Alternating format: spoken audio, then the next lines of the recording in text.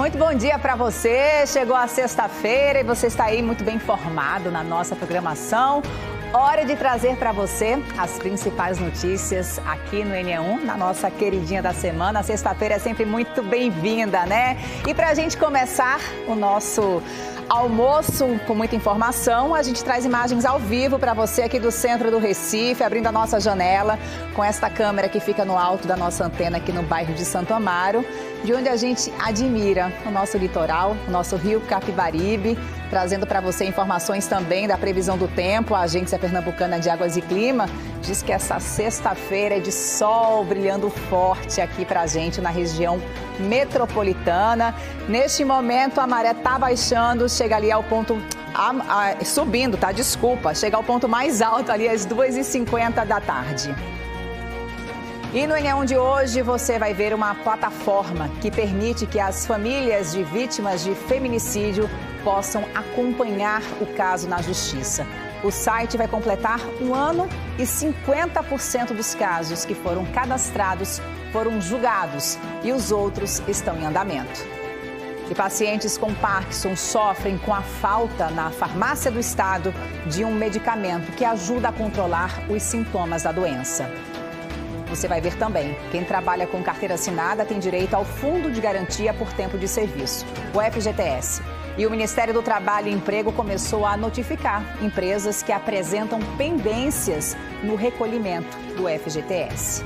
Hoje tem comida de boteco aqui no NE1. 46 bares do Recife, de Olinda e de Jaboatão participam do concurso. E aqui no NE1 você vai acompanhar alguns dos participantes. E ainda as dicas de diversão do fim de semana no nosso Sextou. Lembrando que o nosso NE1 está só começando. A gente segue até 1 da tarde, de onde você estiver. E agora são 11 da manhã, 51 minutos. Falta pouquinho, né? Mais de uma semana para Páscoa, quando os cristãos celebram a ressurreição de Cristo. A comemoração para crianças de uma comunidade do Recife foi antecipada. E quem vai mostrar para a gente é Ivan Duarte. Ivan, conta para a gente como é que está essa comemoração antecipada. Muito bom dia para você. Salve, Clarissa! Excelente dia para você também. Boa sexta-feira para quem está conosco aqui no NE1. Eu estou na zona oeste do Recife, bairro de Coqueiral, no Instituto Solidário. Aqui a expectativa das crianças é a distribuição daqueles ovos de chocolate ali.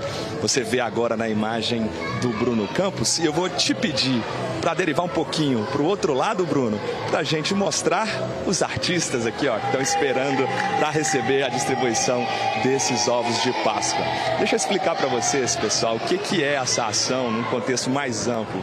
É uma ação promovida pelo Sesc Mesa Brasil em parceria com institutos sociais aqui do Recife e da região metropolitana. Qual que é a ideia aqui? É a distribuição, no geral, né, de maneira mais ampla, de 300 quilos de ovos de chocolate. Para esse instituto aqui de onde eu falo ao vivo, serão 396. Só que aqui agora, nesse momento, 396 porque contempla uma quantidade maior de estudantes que utilizam aqui o espaço do Instituto Solidário. Ali tem à disposição, né, 40 ovos. Os outros serão distribuídos no decorrer da semana para as outras crianças. A distribuição dos ovos é importante, é o que todo mundo aqui está aguardando, né, Clarissa? Mas também você vai ver nas imagens que além dessa entrega, tem outras atividades que acontecem no Instituto, como por exemplo, pintura, desenho. É uma maneira ali de fazer as crianças interagirem, socializarem. E o mais importante de tudo isso é que não acontece só nessa ação de Páscoa. É um trabalho linear que acontece diariamente aqui no Instituto Solidário, que existe desde 2006. E a função dele é o seguinte, é formar o aluno pedagogicamente, politicamente e socialmente, ajudando as famílias, porque no contraturno da escola eles estão aqui para também participar dessas atividades. Deixa eu ver se eu consigo falar contigo rapidinho. Tá ansioso para receber os ovos de chocolate ali? Sim. Você participa aqui das atividades diárias. Como é que é o dia a dia aqui? É muito bom. É bom, né? Tá bom. Obrigado, então. Olha, Clarissa, mais cedo eu conversei com outros alunos aqui e daqui a pouquinho eu volto para te contar como é que foi, começar também com um representante do SESC, que tá bem legal essa ação aqui, com você aí no estúdio. Combinado, Ivan. Nada melhor do que a solidariedade para lembrar dos ensinamentos de Cristo, né, gente? Estamos aí pertinho da Semana Santa. Pois então, comerciantes de pescado também estão na expectativa para o aumento nas vendas com a aproximação da Semana Santa. Vamos para cá, para o centro do Recife. Natália de Elu vai trazer opções. Aliás, Bruno Fontes vem já, mas Natália de Elu está pronta para a gente trazer ela ou a gente vai antecipar o assunto de Bruno Fontes? Já, então, Natália de Elu traz para a gente preços do peixe, vai nos ajudar aí a pechinchar. E agora sim a gente vai trazer, então, Bruno Fontes para trazer assunto para a gente sobre você que tem emprego formal, trabalha de carteira assinada, sabe que você tem direito ao FGTS, né? O Fundo de Garantia por Tempo de Serviço. Aquele dinheiro que deve ser depositado todo mês pelo empregador na conta do funcionário na Caixa Econômica Federal. O Ministério do Trabalho e Emprego começou a notificar empresas que apresentam pendências no recolhimento do FGTS. E é sobre isso que a gente vai conversar um pouquinho, né, Bruno? Porque o trabalhador precisa saber como acompanhar se a empresa vem lá todo mês recolhendo e depositando esse dinheiro. Muito boa tarde para você, Bruno. Aliás, muito bom dia ainda, são 11h55. Oi, Clarissa, muito bom dia para você, né? Estão acostumados a dizer bom dia, mas a gente já está quase aqui no horário do almoço, faltando 4 minutos. Olha, essa mensagem, essa notificação já está chegando a essas empresas. Isso aí faz parte já daquele monitoramento do Ministério do Trabalho e Emprego que começou desde março de 2022 com esse FGTS digital, março de 2024, com esse FGTS digital. Então ela consegue verificar exatamente se essas empresas CNPJ, se elas estão depositando, se elas estão pagando esses funcionários, os trabalhadores. Se elas não tiverem, elas já começam a ser notificadas porque elas têm que pagar por lei, depositar todo mês esse FGTS. Então, nesse primeiro momento, essas mensagens já estão chegando para essas empresas. No segundo momento, aí eu vou perguntar já a Paulo Telino, que ele é auditor fiscal da Superintendência Regional do Trabalho e Emprego, o que pode acontecer, e me corrija se eu falei errado em relação ao FGTS digital, que é quando vocês começam então a fazer esse monitoramento que fica mais fácil para o Ministério do Trabalho. Deixa eu ver agora. Bom dia ainda para o senhor. Bom dia, pessoal. Ele falou muito bem. Essa notificação ela está abrangendo o período do FGTS digital, mas é claro que é importante você regularizar todo o período, inclusive para trás. Mas nessa notificação ela vai abranger todo mundo que tem débito contido dentro do FGTS digital. No primeiro momento é um caráter muito mais orientativo, mas existirá uma segunda fase onde o empregador poderá ficar sujeito a uma notificação que vem normalmente acompanhada de autos de infração. Ele vai ser penalizado, ele pode ser penalizado e também esse serviço dele, essa empresa dele também pode ter as atividades interrompidas? Vai ter algumas repercussões quando você não regulariza. A gente está falando de recolhimento, mas também tem a ver com prestação de informações. Isso poderá impactar, num segundo momento, inclusive questões relativas à regularidade de FGTS. O senhor vai continuar comigo para as pessoas já entenderem que a gente vai trazer esse assunto aqui no NE1. Clarice, a gente explica também daqui a pouco com Paulo Telino como fazer essa regularização, esse pagamento para não ter problema. Claro, tem que pagar também a esse trabalhador que não está recebendo o FGTS. Daqui a pouco eu volto com você. Perfeito, Bruno. Até já, então, trazendo outras informações sobre o FGTS. Obrigada. Bom, e depois de 11 anos em reforma, o novo terminal integrado lá de Igaraçu ficou pronto. O terminal foi inaugurado hoje, depois de passar por uma obra que deveria ter sido entregue antes da Copa de 2014. Foram anos de sufoco para os passageiros que dependem do transporte público. A gente mostrou essa situação aqui no NE1 várias vezes. A Secretaria de Desenvolvimento Urbano e Habitação de Pernambuco disse que o serviço começou em 2012, parou por diversos momentos e que o fim da reforma do terminal estava previsto para dezembro do ano passado, mas atrasou. E aí, segundo a Secretaria, a nova estação rodoviária terá mais capacidade de abrigar ônibus. E isso deve aumentar a oferta de viagens e reduzir o tempo de espera dos passageiros. O terminal, que antes atendia 25 mil pessoas, vai passar a atender 40 mil passageiros por dia. Lembrando que vai haver essa transição do terminal provisório para o que foi entregue hoje, né, nessa obra, e que a gente vai mostrar aqui também no NE1 a partir da próxima semana. Vamos para um rápido intervalo. A seguir, comerciantes de pescados na expectativa para o aumento nas vendas com a aproximação da Semana Santa. A gente vai mostrar para você opções para quem quer garantir aí o peixe para o almoço em família. E ainda, uma plataforma que permite que as famílias de vítimas de feminicídio possam acompanhar o caso na justiça. O site vai completar um ano. 50% dos casos que foram cadastrados nesse site foram julgados e os outros estão em andamento. É logo depois do intervalo. Até já.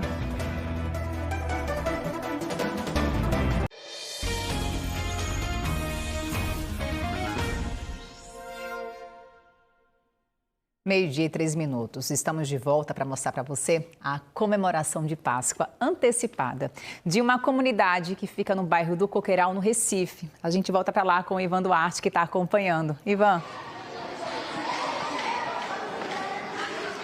É isso, Clarissa. A expectativa aqui, olha só, das crianças só aumenta porque daqui a pouco vai ter essa distribuição de ovos de chocolate que eu falei para você. Olha só, daqui a pouco vai começar, mas antes, dá tempo de eu mostrar para quem acompanha o NE1 as entrevistas que a gente fez aqui mais cedo com os alunos que estão aqui no dia a dia, participando das atividades do Instituto, atividades de pintura, artísticas, enfim, são muitas. Vocês vão ver agora aí nas entrevistas que nós fizemos. Acompanhem.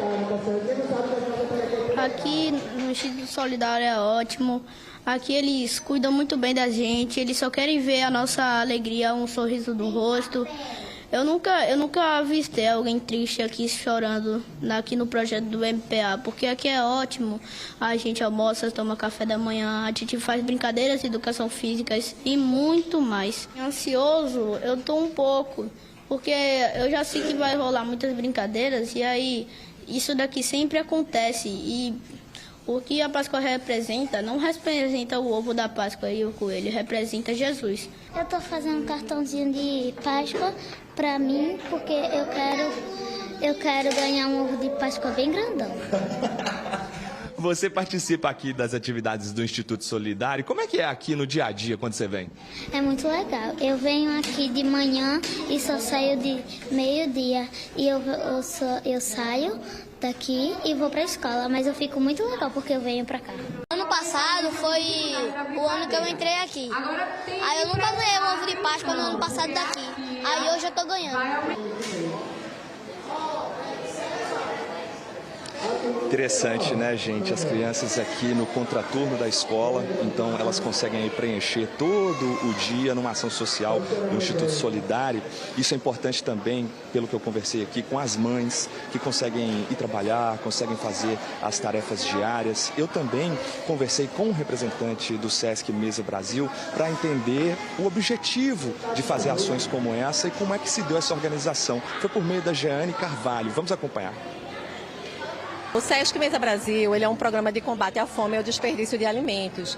E para além dessa nossa ação, nós também realizamos atividades educativas nas instituições, com oficinas de treinamento, atividades também que trabalham a rede de solidariedade. A exemplo de hoje, que estamos aqui com o Instituto Solidário, que é uma das instituições cadastradas no programa Mesa Brasil. Estamos nessa manhã aqui, junto com o nosso parceiro a Mondelez, que está nessa ação da entrega dos ovos de Páscoa, não é, para poder proporcionar às crianças essa manhã recreativa e de alegria aqui para elas. Alegria que começa agora, ao vivo, para vocês acompanharem conosco, Clarissa e também quem assiste ao NE1. Enquanto o Bruno Campos mostra para vocês, eu converso com o pastor Zé Marcos, que é presidente aqui do Instituto Solidário. Zé Marcos, boa tarde, seja muito bem-vindo. Como é que surgiu essa ideia da ação? Porque as atividades já acontecem aqui há muito tempo, né? Seja bem-vindo. As atividades, bom dia, boa tarde já a todo mundo. As atividades acontecem full time. Agora, a ação é porque nós somos parceiros do SESC, via Banco de Alimentos, e da Mondelez. E a Mondelez fez a doação para o SESC de ovos de Páscoa, olha que coisa linda, cerca de 400.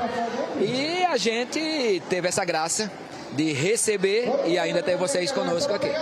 Eu queria que o senhor falasse também sobre a importância de ações como essa para as crianças, mas também das atividades que têm continuidade. Bom, eu fui uma criança que sempre sonhei em comer um chocolate e nunca tive.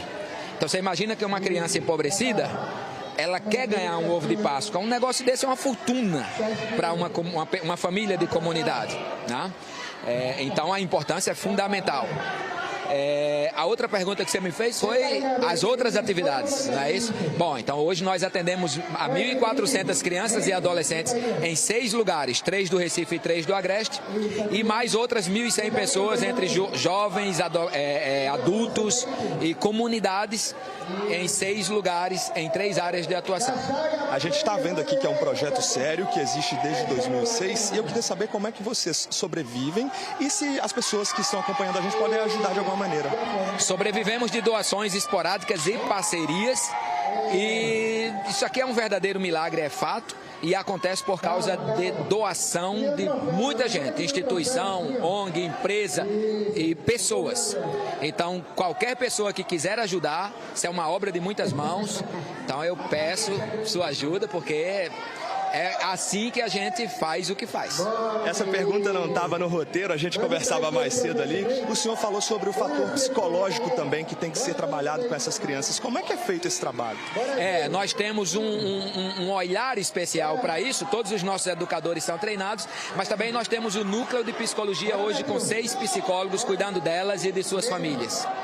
Tá certo. Muito obrigado, então, pela participação aqui conosco. Parabéns pelo trabalho. Ainda dá tempo da gente mostrar mais um pouquinho. Olha só, Clarissa, agora já com os ovos de chocolate entregues, cada criança com um sorriso no rosto, dando seu tchau, alegre, vai para casa passar bem nesse fim de semana, como é muito merecido e é gostoso de acompanhar e ver essa satisfação. Todos merecem ter acesso a isso, né, Clarissa? Quando é feito por ação social, então, enche ainda mais o coração da gente de alegria de poder ver e participar. O ser humano no seu mais absoluto sentido voluntário. É muito gostoso. Vou voltar com você aí no estúdio. Sem dúvida, Ivan. Nós somos feitos, né, de encanto demais de edições e todos nós merecemos, ainda mais essas crianças, esse sorriso no rosto. Merecem demais. E tem tudo a ver com a Semana Santa, com o significado, né, de Cristo aqui na nossa vida, na Terra. E esses meninos aí recebendo esse sorriso por meio da solidariedade. Mais uma vez, é um encanto ver o resultado desse trabalho. Incrível, né? Então, se tem que ter chocolate na Semana Santa, tem uma outra tradição, o peixe, né? No centro do Recife, os comerciantes esperam um movimento maior de clientes a partir de agora, nos próximos dias. Agora sim, a gente vai dar o nosso boa tarde para a Natália Dielu. Ela está no Cais de Santa Rita. Natália, boa tarde para você. A movimentação mais intensa começou já e como é que estão os preços?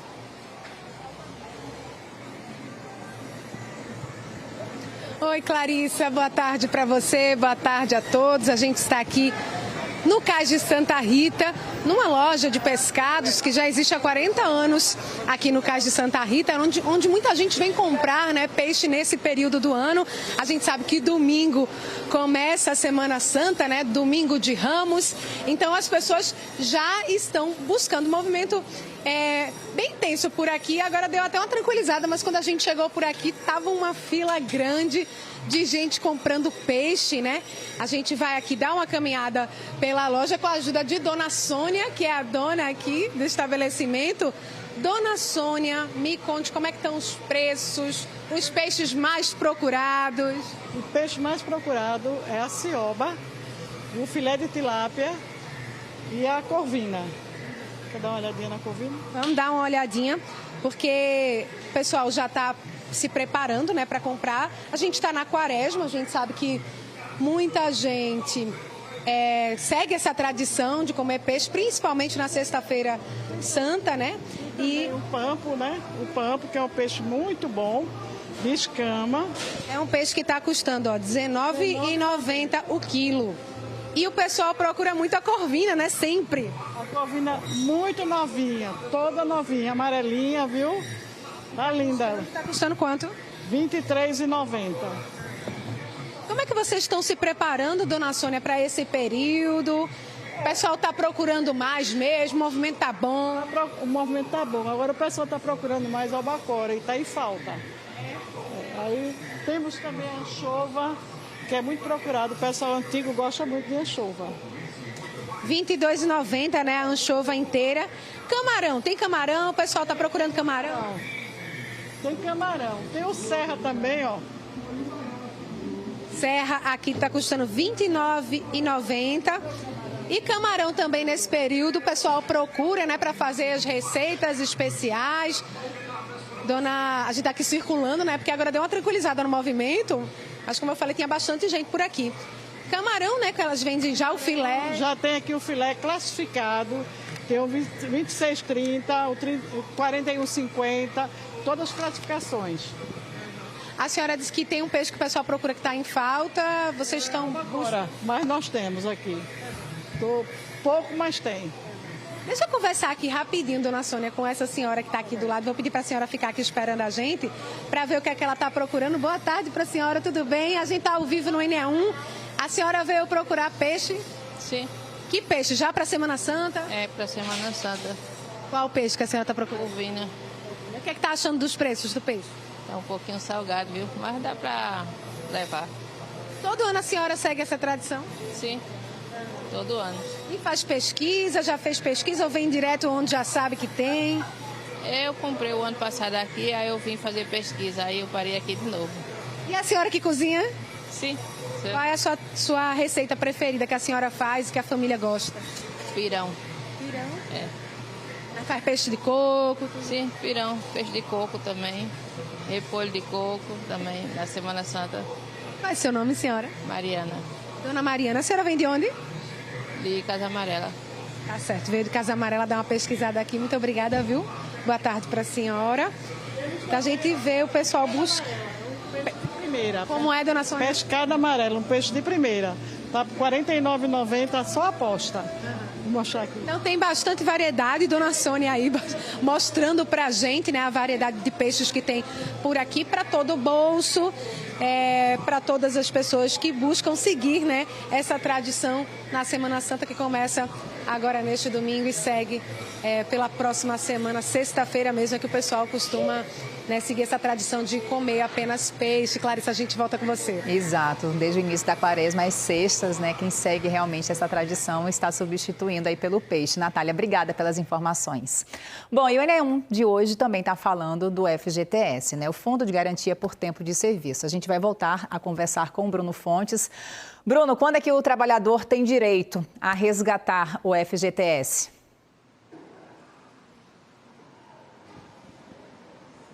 Olha, Clarissa, se ele tiver, então, né, com essa carteira assinada, ele vai ter esse direito.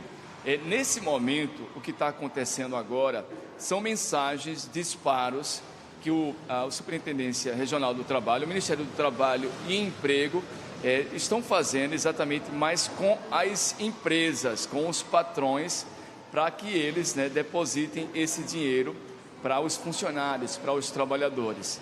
Quem vai explicar isso, o que pode acontecer, por exemplo, se esse depósito não for feito, é Paulo Telino. Ele é superintendente, é auditor fiscal da Superintendência Regional do Trabalho e Emprego, aqui de Pernambuco. Uma boa tarde para o senhor agora. Clarissa estava primeiro perguntando o trabalhador que tem direito a receber esse FGTS, que tem um FGTS. Qualquer um que tem essa carteira assinada, ele tem que receber esse depósito todo mês? Tem. Não só aquele que teve a carteira assinada, mas quem está sem registro também deveria ter direito ao seu FGTS, deixando muito claro que não está vinculado só a isso. Mas para cair imediatamente no nosso domínio são justamente aquelas pessoas que estão registradas. Essas empresas estão recebendo nesse momento essa mensagem que elas precisam regularizar esse débito. Como é que essa mensagem está chegando então para essas empresas? Olha, é importante você, que é um empresário, você que é um responsável pelo RH, pelo DP de alguma empresa, acesse o domicílio eletrônico trabalhista, que é novo ambiente onde a gente se comunica com o empregador. Menos da metade dos empregadores tinham acessado o seu domicílio. Quando você recebe uma mensagem, chega um e-mail para o e-mail cadastrado no domicílio, avisando que tem algo para você visualizar. Por isso, é muito importante deixar dito para os empregadores que não vamos mandar nenhum tipo de link para você acessar, nenhum tipo de guia. Então, tudo que você tiver que constatar a notificação vai ser dentro do ambiente do domicílio e para gerar a guia dentro do próprio ambiente do FGTS Digital. Como é que a Superintendência Regional do Trabalho descobre que esse empresário, essa empresa, não está depositando o FGTS do trabalhador? Com o surgimento do E-Social junto com o FGTS Digital, o controle entre o valor devido e recolhido agora já está completamente no nosso conhecimento, de forma que a gente já tem essa informação detalhada ao nível de vínculo de cada trabalhador e isso facilita que a gente possa encaminhar a cobrança. O que é que pode acontecer esse período? Você falou então, o senhor falou que tem esse período de orientação educacional. Se ele não se regularizar agora, nesses meses, já no fim do ano pode ter alguma penalização? Tem. É importante você falar isso porque as pessoas podem pensar, mas olha, se isso tem um caráter orientativo, será que eu devo esquecer e não regularizar? Toma cuidado porque nesse momento, se você não regularizar, realmente não está sendo previsto nenhum tipo de punição, levantamento de débito, nem autuação. Mas no segundo momento, aqueles que não tiverem se regularizado, virá a ser cobrado esse FGTS e junto com isso os autos de infração. Esse pagamento, por exemplo, para então ficar regular do FGTS, é fácil? Como é que ele faz? Algum recolhimento, algum documento? E também, se imediatamente ele tem que depositar o FGTS do trabalhador? Isso é mais uma facilidade do FGTS Digital. A gente já tinha falado anteriormente, o débito de todo o período, o empregador, se ele quiser, ele pode gerar uma única guia contendo todo o débito de todo mundo, de todo o período, utilizando-se da guia parametrizada. Aqueles que estiverem um pouco preocupados pelo fato de que não estão com o dinheiro todo, o parcelamento virá rapidamente, em breve, daqui a muito pouco tempo. E eu agradeço demais a participação do senhor aqui, Paulo Otelino, auditor fiscal. Então, Clarissa, ele também lembrou, e isso é importante, porque quando saem essas reportagens, por exemplo, da regularização, muitos golpistas, eles mandam links falsos, mensagem de texto, WhatsApp. Isso, a Superintendência Regional do Trabalho, o Ministério do Trabalho e Emprego, não manda. Essa cobrança vai chegar, então, nesse endereço eletrônico que essa empresa tem nesse cadastro com o governo federal. Eu volto com você. Perfeitas aí as orientações repassadas por Paulo Otelino. Agradece aí ao auditor. Obrigada, Bruno, pelas informações. Bom, e você vai ver agora como funciona um site, uma plataforma que permite que as famílias de vítimas de feminicídio possam acompanhar o processo na justiça. Em um ano, 50% dos casos que foram cadastrados nesse site foram julgados.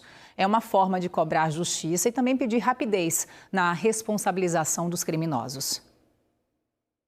Um crime que faz dezenas de vítimas cotidianamente. Em 2024, Pernambuco registrou 77 mortes de mulheres classificadas como feminicídio, de acordo com o governo do estado. A violência contra a mulher segue como um dos maiores desafios sociais.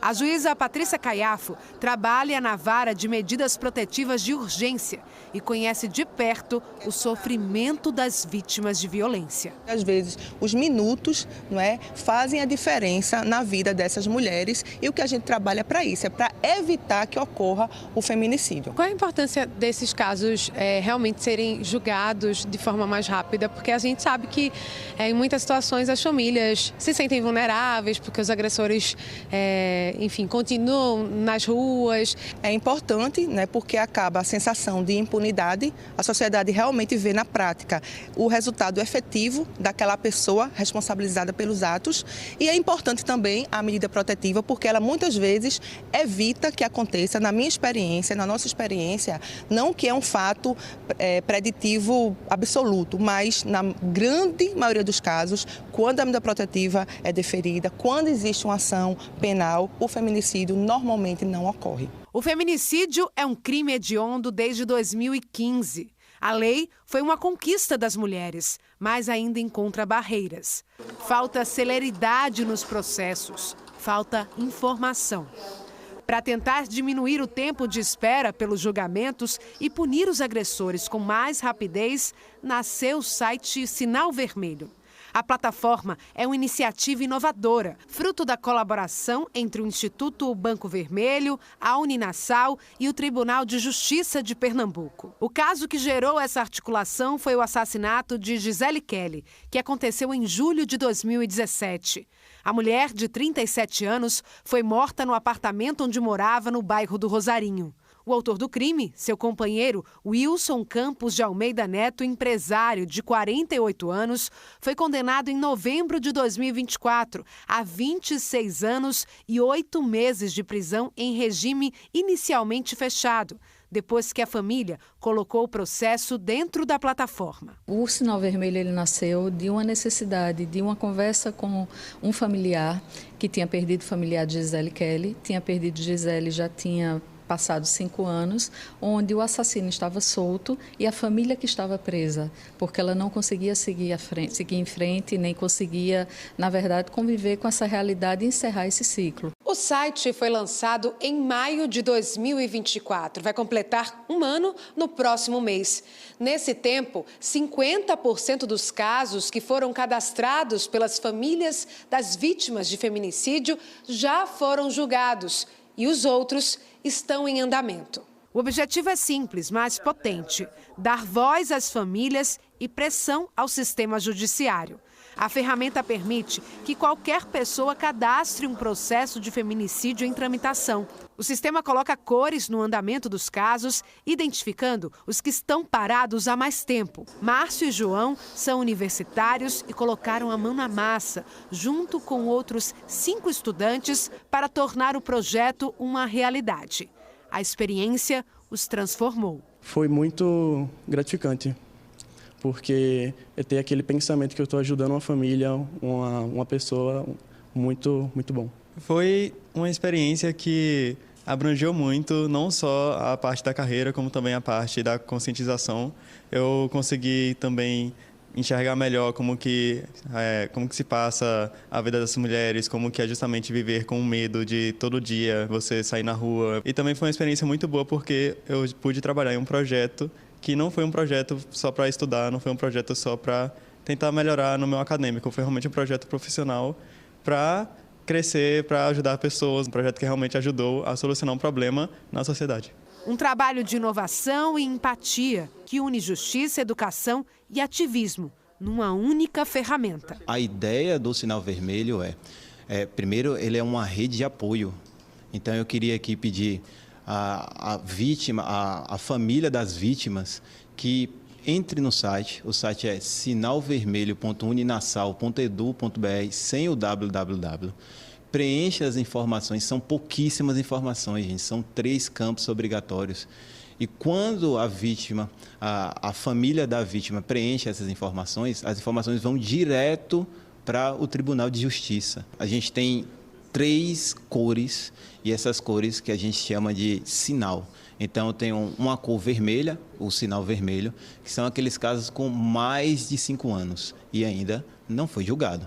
E eu tenho aqueles casos de 1 até 5 anos, que a gente classifica como amarelo, sinal amarelo, e com menos de 1 ano, sinal branco, porque não existe sinal verde para feminicídio. Quando eu falo que chamo as pessoas para poder cadastrar, isso também é um sentimento duplo, né, que causa de você saber que existem tantos casos, tantas pessoas necessitando de celeridade e de encerrar esse ciclo na vida delas, mas, ao mesmo tempo, é muito importante saber que a gente está colaborando, sim, com a mitigação e com a justiça para essas famílias. A gente vai reforçar aqui o site com esse projeto importante, né, para as famílias de vítimas de feminicídio. É o sinalvermelho.uninasal.edu.br. Daqui a pouquinho, depois do ENE1, você vai poder rever essa reportagem com passo a passo para poder cadastrar o processo nessa plataforma. O Ministério Público de Pernambuco também tem ações voltadas para o combate à violência contra as mulheres. Há projetos preventivos e de promoção da cidadania, como a contratação de mulheres que passaram por agressão. O Ministério Público também oferece cursos profissionalizantes para proporcionar autonomia financeira a essas pessoas que muitas vezes se submetem a situações de violência por dependência econômica do parceiro. E aí a gente convidou a promotora e coordenadora do Núcleo de Apoio à Mulher do Ministério Público de Pernambuco, a Maísa Oliveira. Seja muito bem-vinda. Tudo bem? Tudo sentar aqui um pouquinho para que a gente possa conversar um pouco mais sobre essas ações do Ministério Público, que muitas vezes é lembrado, né? O Ministério Público é lembrado pela atuação criminal, mas tem esse trabalho muito importante também na prevenção. Explica para a gente, seja bem-vinda, boa tarde. Obrigada, boa tarde. Exatamente. O Ministério Público atua na promoção da cidadania para essas mulheres, né?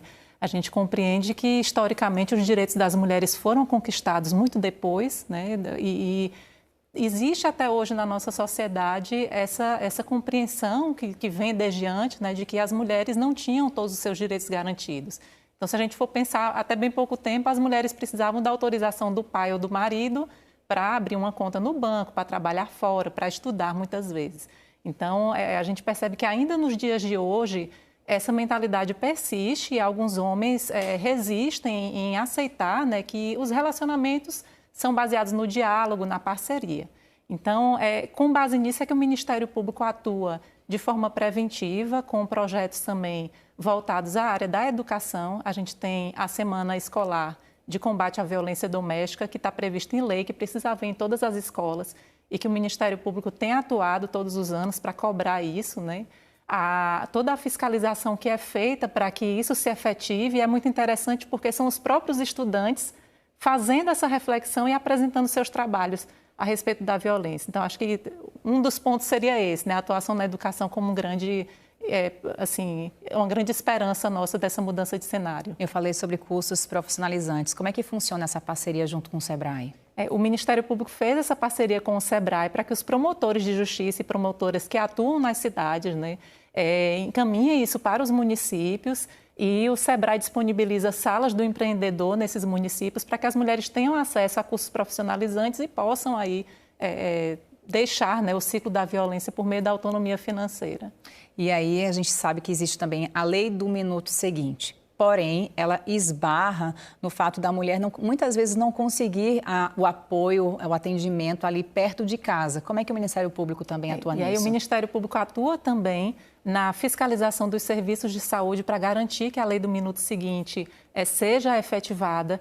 Toda mulher que é vítima de violência, no caso da violência sexual, ela tem esse direito de ser atendida no primeiro lugar que procura, né? São atendimentos de saúde, no primeiro lugar que procura, sem a necessidade de registrar boletim de ocorrência. Ela vai receber ali todo o acesso à profilaxia das doenças, das infecções sexualmente transmissíveis e também, caso dessa violência resulte uma gravidez, ela ter acesso também ao aborto legal. E existe também uma nota técnica, né, do Ministério Público que traz uma reflexão para todos da sociedade e aqui não somente para as mulheres vítimas da violência, para a família delas, para todos nós integrantes da sociedade, de que forma que a gente pode contribuir para o combate a essa violência. Aqui eu queria abrir espaço para que a senhora pudesse falar sobre isso. Perfeito. Essa nota técnica fala do sigilo do nome da vítima e da garantia dos seus direitos. Muitas vezes uma mulher, quando é vítima de violência, ela além de ser vítima ainda é julgada. As pessoas falam a respeito da roupa que estava, ou onde estava, ou muitas vezes expõem o seu nome ou suas fotos. Com isso, a gente tem um grande problema para as vítimas sobreviventes, porque tem repercussões, né, no seu trabalho, ela passa a ser conhecida, passa a ser identificada, como também para os seus filhos, crianças e adolescentes que passam a ter também essa exposição. Então, acho que é um trabalho que precisa ser feito por toda a sociedade, né? A imprensa tem um papel essencial nisso também, na forma de comunicar e cuidar para que essas mulheres não sejam revitimizadas, né? Que é assim que a gente chama, quando, mesmo depois de sofrer uma violência, elas são novamente submetidas a um julgamento moral, né? Diante de uma situação em que elas são vítimas. Promotora, e como ter acesso a esses serviços, a esses atendimentos que são oferecidos pelo Ministério Público? O Ministério Público tem um serviço de atendimento de vítimas, que é o NAV, é o Núcleo de Apoio às Vítimas, que funciona na sede do Ministério Público na capital, que fica na Avenida Visconde de Suassuna, faz esse atendimento com orientações jurídicas e também apoio psicossocial. E nas promotorias dos municípios também, né, nas promotorias de justiça, as vítimas podem procurar, as promotorias podem procurar o Ministério Público para obter esclarecimentos, informações sobre o seu processo. Né? A senhora falou do NAVE, que é o Núcleo de Apoio às Vítimas, e esse atendimento é a toda vítima do crime, não somente as mulheres. Isso, o NAVE atende a toda e qualquer vítima de crime, mas, assim, curiosamente, quase 70% dos atendimentos são de mulheres. Então, a gente ainda tem muito forte essa questão da violência contra a mulher como algo que, aparece na nossa sociedade de uma forma muito intensa ainda, né? Vocês percebem que aumentou a procura por ajuda? Nós entendemos que sim. Acho que existe as pessoas às vezes querem diminuir os números de ocorrências. A gente não quer, a gente quer ampliar essa notificação, porque muitas vezes as pessoas sofrem a violência e não denunciam, né? E não há essa manifestação. Então, acho que a gente primeiro vai passar por esse momento de aumento de procura, de aumento de notificações, né? De aumento de comunicações de crime, para, a partir daí, poder ter ideia realmente do tamanho do problema, vamos dizer assim, e poder atuar para que esses números diminuam, de fato, com a diminuição da violência. Eu acho que cai muito nessa atuação preventiva, né, da gente levar para as escolas e levar para a reflexão da sociedade como um todo. Né? É isso. Lembrando que tem um número, gente, da Ouvidoria da Mulher, 181, onde vocês podem ligar. Se você tem dúvida, se está sendo vítima de violência, liga, compartilha o que você está passando. Não precisa nem se identificar. O que importa é você dividir antes que essa violência ela ganhe aí uma escala muito maior e acabe tirando a sua vida. Promotora Maísa Oliveira, muito obrigada por ter vindo conversar com a gente. Boa tarde para a senhora. Eu que agradeço. Boa tarde. Vamos seguindo com o NE1. Agora a gente tem orientações para quem tem veículo e sabe que é custo, né, pagar o IPVA todos os anos. Esse imposto é recolhido seguindo aí um calendário todos os anos, pode ser pago em cota única e tem até 10 cotas mensais. Mesmo assim, por conta de outras despesas, muita gente acaba atrasando o pagamento de uma parcela, por exemplo. Só que essa dívida pode ser negociada junto à Secretaria da Fazenda. E aí, Bruno Fontes vai nos trazer outras informações. Por exemplo, Bruno, é possível circular com um carro tendo uma parcela, por exemplo, do IPVA atrasada? Olha, Clarissa, vai ter um prazo aí para ele, então, conseguir pagar isso. Mas depois de alguns dias, sim, ele pode ter um problema sério aí numa fiscalização e numa blitz. Eu estou aqui na Secretaria da Fazenda, estou exatamente com Daniel Moura, que ele é o diretor de Planejamento e Processos da Secretaria da Fazenda, que faz esse controle, então, desses débitos, também a emissão, mas especificamente do IPVA. Não tem aquela taxa, por exemplo, dos bombeiros, isso aí já não é, mas com a Secretaria da Fazenda. Daniel, muito obrigado por estar aqui conosco. Uma boa tarde para o senhor. Boa tarde a todos. Clarissa estava perguntando, depois de quantos dias, ou então de quanto tempo, a pessoa que está circulando, então, com esse carro e não pagou essa parcela do IPVA, ela pode ter, por exemplo, a apreensão do veículo? Pois é, o governo do estado deu a opção de um parcelamento em 10 vezes, né? Ou pagamento à vista com desconto lá no início de fevereiro, quando começou o pagamento do IPVA.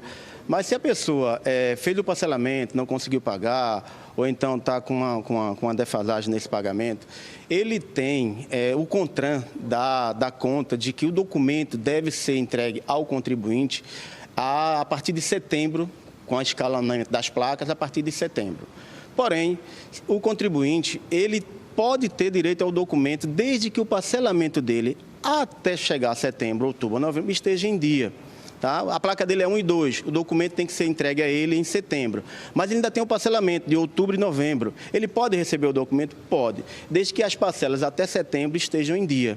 Né? Ou seja, ele tem 10 parcelas, ele pode atrasar uma, mas próximo mês ele tem que fazer um esforço de pagar a anterior, para que chegue no período de receber o documento dele, ele consiga receber porque está em dia. Só faltam as parcelas posteriores. Mas no dia de receber o documento dele, no período de receber o documento, ele está em dia. Se ele não tiver com esse documento do exercício certo, aí sim ele pode ter a apreensão do veículo. Pronto, muito bem. É bom a gente corrigir isso, porque muitas vezes você é parado numa blitz, aí tem seu carro apreendido, é porque está com o PVA atrasado. Vamos lá. Não é porque você está com o IPVA atrasado que seu carro pode ser apreendido, não. É porque está atrasado com o IPVA, não lhe dá o direito a receber o documento. Então, o que apreende seu carro é porque você não está com o documento do exercício correto. Ou seja, documento 2024, eu posso rodar com esse documento de 2024 até setembro de 25, ok? Mas aí eu não paguei o IPVA 2024. Então, eu não tenho esse documento 2024, porque o meu IPVA não está pago. Aí, quando paro numa blitz, o Detran vai olhar e vai dizer, olha, o seu IPVA 2024 não está pago, eu vou reter seu carro. Mas não é porque o IPVA está pago, é porque você não tem o documento de 24. É isso. Eu agradeço demais as suas explicações. Eu sei que pesa muito, né, no bolso do trabalhador. Mas aí, Clarice, essa explicação correta, exatamente para a pessoa estar em dia com esse documento que é tão importante para ela circular pelas ruas aqui de Pernambuco. Eu volto com você. Perfeito, obrigada pelas informações, Bruno. Vamos seguir com dicas de saúde, casos de engasgo, tanto com crianças quanto com adultos. Chegando aí a Semana Santa, muitas pessoas costumam comer mais peixe. E a espinha pode ser um risco para engasgo. A gente vai conversar aqui com Natália Dielu. Natália, explica para a gente qual é a primeira providência, né? Se alguém se engasgar, o que fazer? E principalmente, às vezes a pessoa pode se engasgar sozinha, né? No momento que estiver sozinha, o que fazer?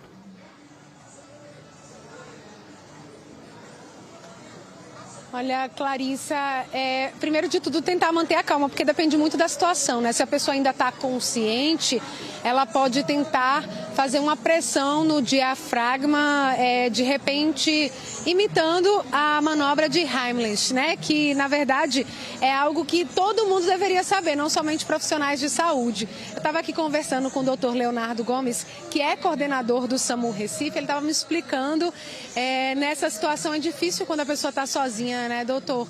Como é que seria essa tentativa de pressionar ali o diafragma para tentar desengasgar? Boa tarde para o senhor. Boa tarde, Natália. Boa tarde, Clarissa. Boa tarde a todos.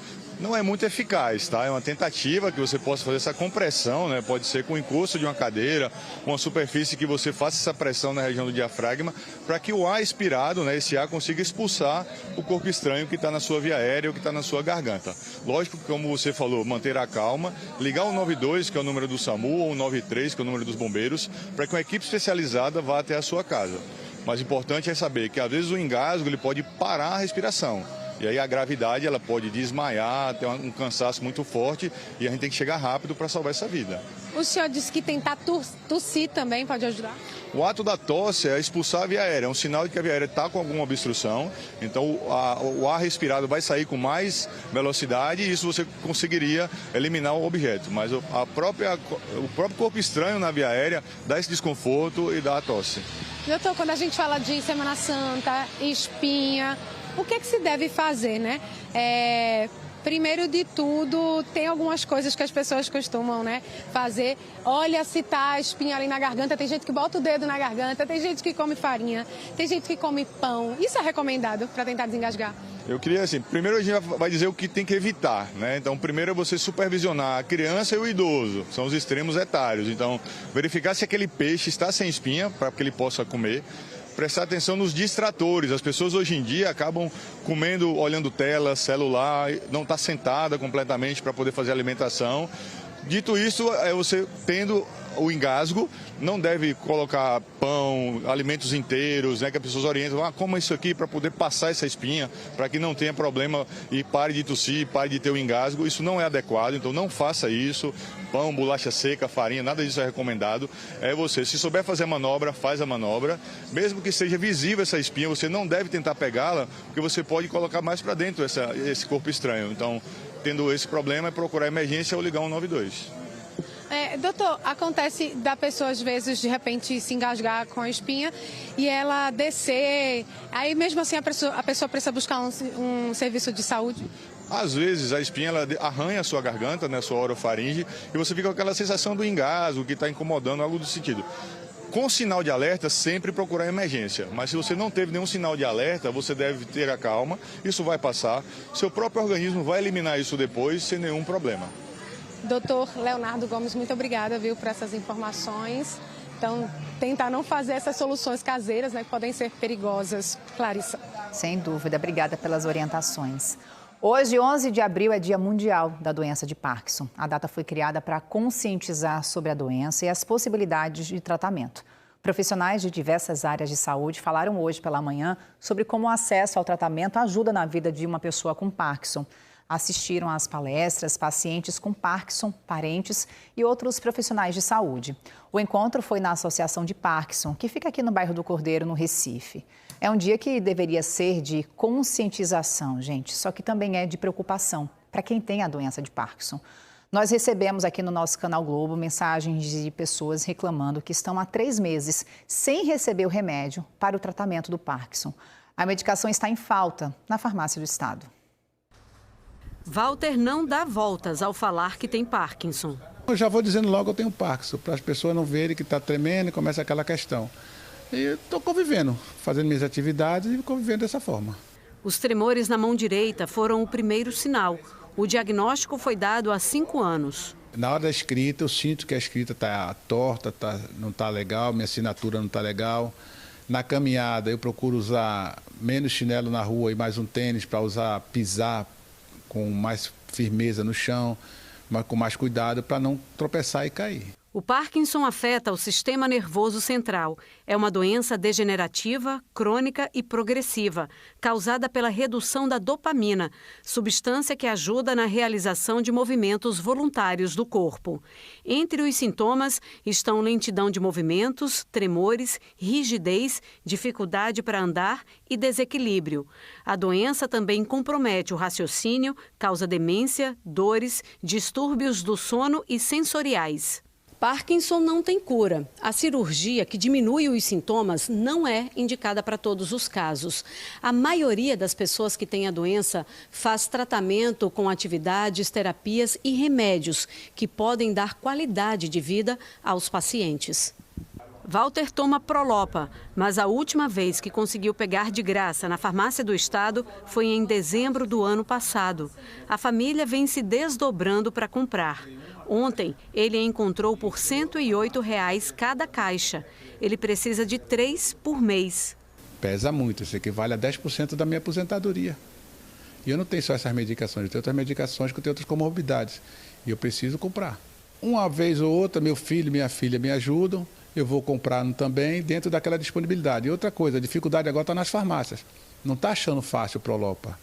Então, ontem mesmo eu comprei uma caixa numa farmácia, tive que correr para outra porque fiz uma reserva para pegar 2, para suprir a necessidade desse mês. Hoje de manhã, ele ligou para a farmácia do estado. Farmácia do estado, bom dia. Bom dia. Por favor, eu queria saber se o Prolopa...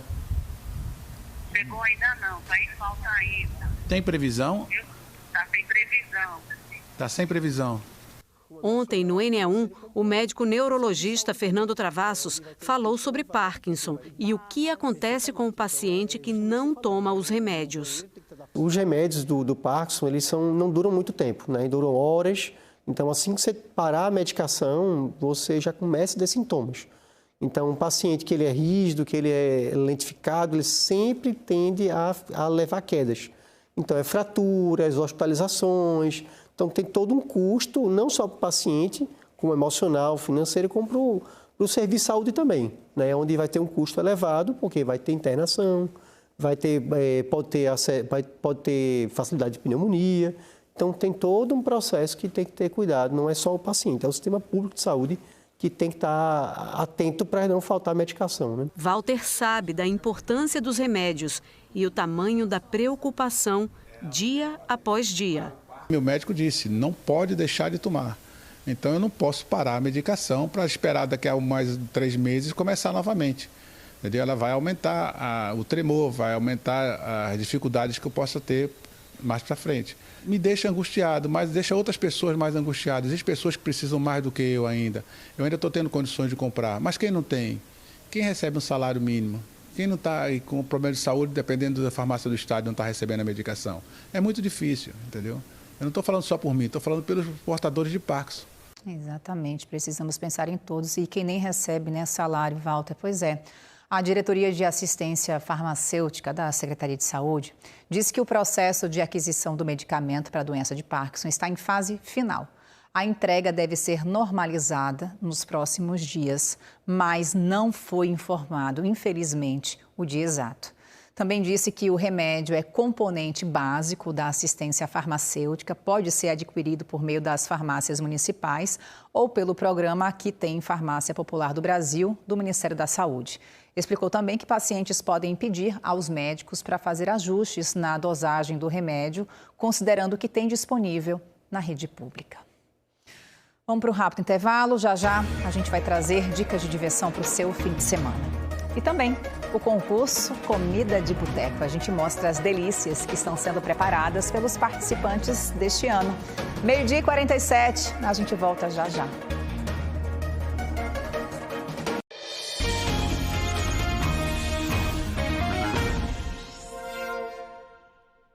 NE1 de volta, 12h50. Essa hora, muita gente almoçando enquanto se informa. Aquele momento ideal da gente falar, de comida boa. Hoje começou o concurso Comida de Boteco, que este ano chega à sua 25ª edição nacional. Aqui em Pernambuco, esta é a 10ª edição. São 46 bares do Recife, de Olinda, de Jaboatão e também de Camaragibe participando do concurso.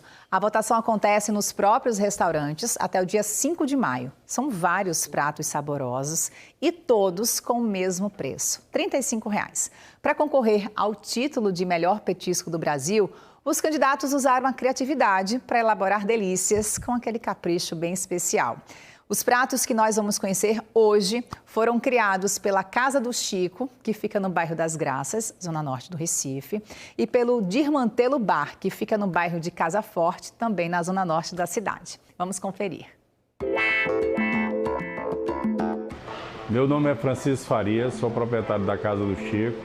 A Casa do Chico tem por finalidade atender o cliente com a comida regional e um self-service durante o dia, onde a gente prima pela qualidade e voltada a um tempero regional. A Casa do Chico, ela veio mais ou menos assim em homenagem ao meu pai. Inauguramos ele na metade de 2023. A proposta era outra, era uma operação voltada para cortes nobres de carnes para churrasco.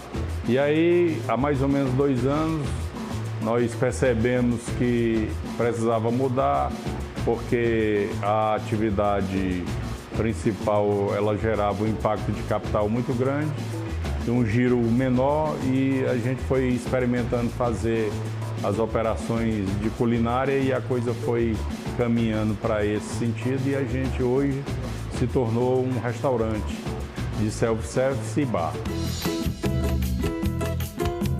Como a característica do nosso negócio é um tempero caseiro, nós buscamos trazer uma situação onde a gente trouxesse a culinária regional bem presente, tá certo?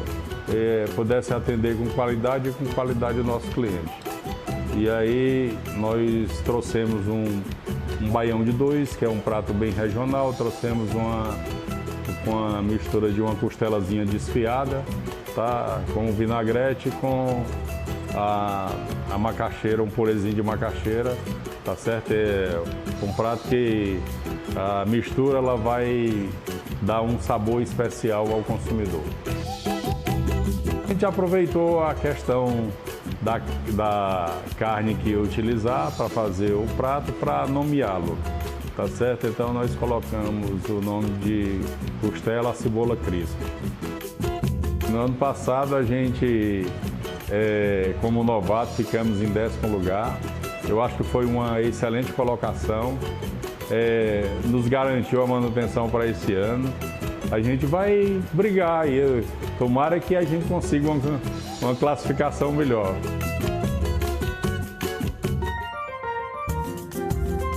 Meu nome é Guto Campelo, eu sou sócio aqui do Dirmantelo Bar. A história ela vem com o meu sócio, Bruno Fernandes. Ele tinha um avô, o avô dele tinha uma mercearia ali, uma espécie de bodega no IPSEP, numa garagem, e ele ia nos finais de semana ali ajudar o avô. E ele cresceu com essa coisa na cabeça ali, né? Esse sonho de criança, de um dia poder ter um lugar como aquele ali. E aí ele chegou para mim com essa ideia, né, da gente, de repente, abrir um bar e juntar essa experiência dele na gastronomia, nesse universo do bar, do boteco, com a minha na comunicação. E a gente chegou nesse nome, né, no Desmantelo. Ele trouxe o Desmantelo, escrito correto. Eu disse, pô, vamos colocar Desmantelo, escrito como se ouve, né, como se fala. E assim nasceu. Eu acho que antes de tudo, a gente é simples. Então, o que a gente oferece aqui é uma experiência bem na calçada, as pessoas sentarem na calçada, né? Tomarem uma cerveja gelada, tomarem uma bebida gelada, terem tiragostos ali, terem comidas ali, petiscos, que são desse imaginário popular. Então, a gente resgata muita coisa antiga. O prato que a gente escolheu, a gente está chamando ele de desmantelado, né? Eu digo que é o pastel de vento do Desmantelo. Ele é um pastel de vento mesmo, né? A gente tem essa coisa, é uma criação do nosso chefe, Júnior. Ele tem essa coisa da irreverência, né? Tudo que a gente trabalha aqui flerta muito com isso, do engraçado, do irreverente, do despojado. E o pastel de vento, ele está nesse imaginário, né? Aquele pastel que não tem recheio, né? Que ele tem uma camada fina de queijo dentro. E o nosso também é assim, só que o recheio ele tá fora, né? A gente quebra ele. A gente tá com 3 opções de recheio. A gente tem uma charque com cebola confitada, um recheio de primavera e um recheio de camarão cremoso, né? É o nosso primeiro ano, né? A gente começou agora, mas a gente tem conversado com o pessoal que participa já. A gente entende que tem bares aí com anos de experiência, né? Consagrados no concurso. Mas a gente está correndo por fora, né? Acho que o pastel da gente ele tem uma graça, ele tem muito sabor, né? Os recheios estão muito gostosos. Quem quiser, vem experimentar, vem conhecer, acho que vale a pena. A lista com os pratos e os locais que participam do Comida de Boteco você encontra no G1, nosso portal na internet. Está aqui ó, o QR Code, você aponta o seu celular, você vai direto para essa reportagem. g1.com.br/PE. Lembrando que o festival segue até maio. Chegou a hora de conferir as opções de diversão que a gente separou para você curtir no fim de semana. É o nosso Sextou aqui do NE1. Passando aqui para convidar vocês a comparecer nessa sexta-feira. A partir das 20 horas, eu vou estar lá fazendo o meu repertório de rock nacional, internacional e muitas surpresas para vocês na Cavalote Cervejaria, Rua do São Bento, em Olinda. Sexta nós estamos lá no Lounge Music, vai ser top demais. Quero todo mundo presente, a galera do meu Pernambuco lá, vamos chegar para cima e voltar para gerar. Lembrando que eu, Kelvis Durão, hoje estarei de volta ao 100% Brasil, juntamente com Rogério Som, DJ Júnior e a apresentação de Macírio Montier. Eu sou Vanessa da Mata e vim aqui contar para vocês que estarei com o meu show Vem Doce no Festival Clássicos do Brasil, no Recife, que acontece de 10 a 13 de abril, no Classic Hall. Estarei aí no dia 12, ao lado de Paralamas, Samuel Rosa, Maracatu Nação Pernambuco, Cambinda Brasileira, Frevo do Babá e muito mais. Eu sou Beto Dourá, estou aqui no Recife com os shows da turnê Joia Rara. Eles acontecem dias 11 e 12, sexta e sábado, no Teatro Arraial Ariano Suassuna. Espero vocês. Neste sábado, dia 12 de abril, estaremos no Clube Metrópole a partir das 16 horas, trazendo uma tarde incrível, com várias performances, muita gongada, comidinhas e muito mais. É um evento para você sentar e apreciar. E eu sou DJ Carol Figueiredo. Estarei com vocês neste sábado, a partir das 10 da noite, no Clube Metrópole. Te espero pra gente fazer aquela vibe. Amanhã tem o nosso festival Playlist para Limão com Mel. É isso aí, todo mundo convidado para curtir bastante, de 5 horas da tarde até 5 da manhã, 12 horas de forró, e você é o nosso convidado. Passando por aqui para convidar todos vocês para a chegada do Coelhinho da Páscoa no Festival Ciranda das Criatividades deste domingo, na Praça José Salles Filho, na Avenida Beira Rio. Um evento para toda a família. Chama todo mundo e vem. Oi, gente, eu sou Ilana Ventura e quero convidar você para a Páscoa da Livraria Jaqueira. Vai ser nesse sábado, dia 12 de abril, e vai ter muitas sessões de caça aos ovos, de contação de história, música e brincadeira para você se divertir. Já estou aqui com o Coelhinho para lhe convidar. Na unidade Jaqueira, às 10 horas da manhã. E na unidade Recife Antigo, 2 sessões, 3 da tarde e 5 da tarde. Alô Recife, dia 12 de abril, nós do Samba de Caboclo estaremos aí no Cais do Sertão, a partir das 16 horas. Tom Fio passando aqui para convidar vocês para um encontro de gerações que vai acontecer no dia 12 de abril, na Ladeira da Misericórdia, no Alma Arte Café, lá em Olinda. Eu, Tom Fio, Miguel Marinho e Ednardo Dali estaremos com Paulo Matricó. A gente aguarda vocês. E quero convidar todos vocês para esse sábado, lá da Cavalote, na Rua de São Bento, a partir das 20 horas, para um show só de rock and roll nacional e reggae nacional. Tamo junto, rapaz. Espero por vocês lá. Dia 12 de abril eu tenho um convite especial para você. A Páscoa do Tio Dodinho no Shopping ETC. Vai ser muito divertido e vai ter a visita do Coelho da Páscoa. É neste domingo, dia 13, lá no Loa Restou nas Graças, o Nagulha Sessions, que são os DJs do coletivo Nagulha Lab discotecando muitos discos astrais para o seu juízo, para os seus ouvidos, e também a banquinha do Nagulha Rec para você levar muitos desses discos para casa, tá certo? Ó, dia 13, agora, domingo, eu vou estar aí no Teatro do Parque com meu monólogo A Luta. Eu vou estar vivendo e narrando a Guerra de Canudos. Eu espero vocês, os ingressos já estão disponíveis. Tô passando aqui para convidar todos vocês para a gravação do meu primeiro DVD, que vai ser gravado aqui na minha comunidade, que é Santa Amaro, na quadra da DI, ao lado da Academia da Cidade, junto com Denis e Samba dos Amigos. Oi, pessoal! O grande sucesso está de volta! Chapeuzinho Vermelho!